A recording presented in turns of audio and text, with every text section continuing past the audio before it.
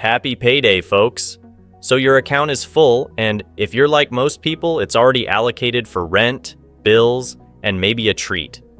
But are you tired of watching your money disappear before you even get to enjoy it? What if I told you that payday doesn't have to be just a day to survive, but a step toward financial freedom? Stick around, because we're about to unpack 5 powerful steps that will transform the way you handle your finances. Let's turn every payday into a game changer. Number 1, pay yourself first. Discipline I had to get into was I always pay myself first, even when I had no money.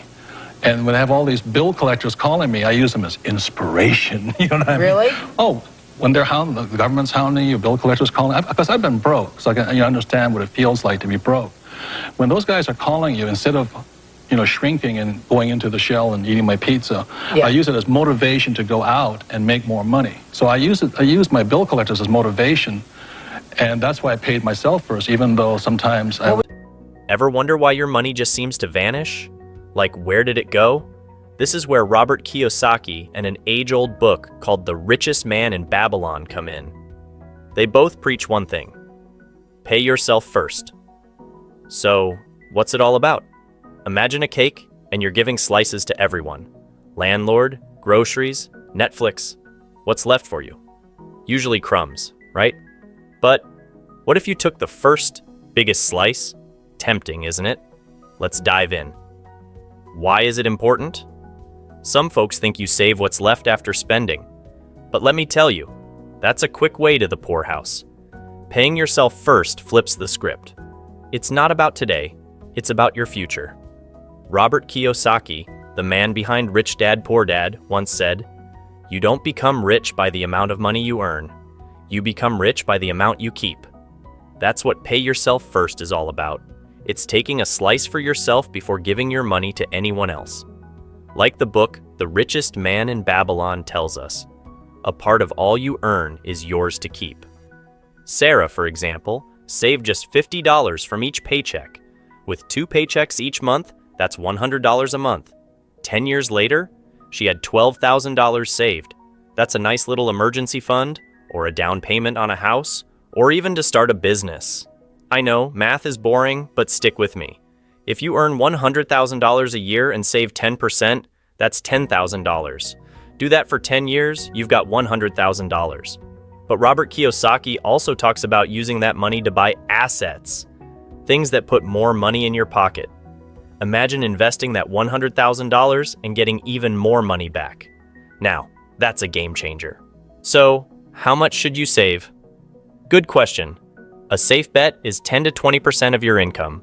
But if you're breaking the bank, start with as little as $10. It's all about creating that habit. Make it as automatic as your morning coffee so you won't forget or give in to spending temptation. And hey, if you get a raise or a bonus, don't blow it on something flashy. Increase your savings instead. Here are some practical steps you can take. 1. Pick a percentage of your income to save. Robert Kiyosaki and many others recommend starting with at least 10%. 2. Set an automatic transfer. Make it so easy you can't make excuses. 3. Keep track. Every once in a while, see how you're doing. Got some extra cash? Consider it a high five to your future self and put it in your savings. Story time. Meet Mark. Mark loved gadgets and would spend his money as soon as he got it. The newest phone, the latest gaming console, you name it, he bought it. But one day, he came across the idea of pay yourself first from Robert Kiyosaki's book. Mark decided to try it, and so he started saving 10% from each paycheck. At first, he thought he'd miss out on the latest tech toys, but guess what? 6 months later, he had enough saved up to handle an unexpected medical bill without stress. Even better, he started investing his savings, turning his money into more money. So there you have it, folks. Paying yourself first isn't just a saying, it's a way to make sure you're taking care of your future. Mark still enjoys his gadgets, but now he does so without putting his financial future at risk. Number 2, budget essentials. When you do a written budget, On paper, on purpose, every dollar has an assignment before the month begins. You've heard it a million times. You need to budget. But why does it feel like an endless chore? The truth is, Dave Ramsey and Warren Buffett both agree that budgeting isn't about restricting yourself. It's about understanding your money. And here's a fact to back it up. A Pew Research study found that 72% of folks who budget are able to save money. So, what if I told you that budgeting could be as simple as counting 1, 2, 3? Intrigued? Let's unpack this. Why is it important? Dave Ramsey says, a budget is telling your money where to go instead of wondering where it went. Think about that for a second. Did you know that people who budget save on average $1,500 more per year? Yep, that's according to the National Foundation for Credit Counseling. It's like being the director of your own movie, where you get to decide how the story unfolds. And Warren Buffett? He keeps it simple. Do not save what is left after spending. Instead, spend what is left after saving. That's why you've got to know your essentials. Things like rent, utilities, and groceries. Once you cover those, the rest is your playground. You might be asking, but how do I budget for essentials? The 50-30-20 rule is a good starting point. It's a simple formula where you spend 50% of your income on needs, 30% on wants, and save the remaining 20%. And this rule isn't just talk. A study in the Journal of Financial Planning shows that people who budget have less debt and a higher net worth. It's not set in stone, but it gives you a blueprint. Here are some practical steps you can take. 1. List your essentials. These are your non-negotiables like rent, utilities, and groceries. 2. Know your income. Sounds simple, but you'd be surprised how many people don't really know what they make each month. 3. Use the 50-30-20 rule as a guide.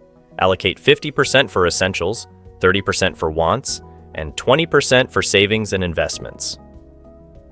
Story time. Meet Jim. Jim hated budgeting. He thought it was like putting his money in jail. But when he read Dave Ramsey's book, The Total Money Makeover, he realized budgeting was his ticket to financial freedom. Jim started by listing his essentials and sticking to the 50-30-20 rule. In a year, he cleared his credit card debt and even took a trip to Hawaii, all while saving for his future. So, there you have it, folks. Budgeting isn't a buzzkill. It's a financial lifesaver. Stop wondering where your money vanished and start directing where it should go. Remember, budgeting can lead to less debt and more savings, just like the studies show. Got some extra money this month? Treat yourself, but also, don't forget to give your future self a high five by saving a little extra. Number 3, emergency savings. 3 to 6 months of expenses in a fully funded emergency fund. This is the final buffer where we say we're never going back into debt because we are the bank now. Yep. Grandma's rainy day fund. Why? It's going to rain. Dave, you need to be positive. I'm positive. You ever have one of those oh no moments? Like your car breaks down or you have to go to the hospital and you're like, how am I going to pay for this? That's where an emergency fund comes into play. Dave Ramsey, a big name in personal finance, always talks about this. Let's dive into why you absolutely, positively need an emergency savings fund. Why is it important? Dave Ramsey recommends having at least $1,000 tucked away for those rainy days. Why? Because life happens, and it usually costs money. The idea of an emergency fund isn't new. It's like keeping an extra umbrella in your car. You might not need it today or tomorrow, but when the rain pours, you'll be glad it's there. Remember Sarah from our Pay Yourself First segment? She had $12,000 saved up. A chunk of that could be her emergency fund, a safety net that gives her the freedom to take risks in other parts of her life, like starting a business or going back to school. Here are some practical steps you can take. 1. Decide on an initial goal. Dave Ramsey says to start with at least $1,000. 2. Open a separate savings account just for emergencies. Don't mix this money with anything else. 3. Make it a point to add to this fund regularly. You can even set automatic transfers here too. Story time. Meet Lisa. Lisa never thought she'd need an emergency fund. She was living paycheck to paycheck and thought she was getting by just fine. But then her dog got sick and the vet bills piled up. That's when she remembered Dave Ramsey's advice and started her own emergency fund. Within a year, she had saved up $1,000. When her car broke down, she could fix it without breaking into a cold sweat. So there you have it. Emergency savings isn't just a buzzword. It's a cushion for life's oops moments. And when you have that safety net, you can swing a little higher in other parts of your life. Number 4, set aside your fun money. Everyone loves to have fun, right? Whether it's eating out, going to a movie, or buying that gadget you've had your eye on, discretionary spending is the part of your money that adds color to your life. But it's easy to get carried away. It's crucial to have a balance between saving and enjoying life. Think of it as your happiness fund. If you spend everything, you risk your future. But if you save everything, you might miss out on the joys of today. Setting aside money just for fun is a smart move, helping you enjoy life without hurting your savings. Here are some practical steps you can take. Decide a set amount for fun money each month. This could be a percentage of your income or a fixed amount. Stick to it. Create a separate account or envelope for this money so you're not tempted to dip into your other savings. Think before you spend. Ask yourself, do I really want or need this? If yes, go for it. Number 5, give a little, gain a lot. I don't know what the heck with people think about money, but that's what I get a lot of is kind of this, money's not spiritual. I'm just saying it's your attitudes, a person's attitude towards money. I make a lot of money, but I give a lot. You know what I mean?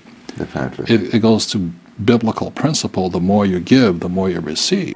All right, so you've got your finances in order. You're saving, you're investing, and you're even having a little fun with your money.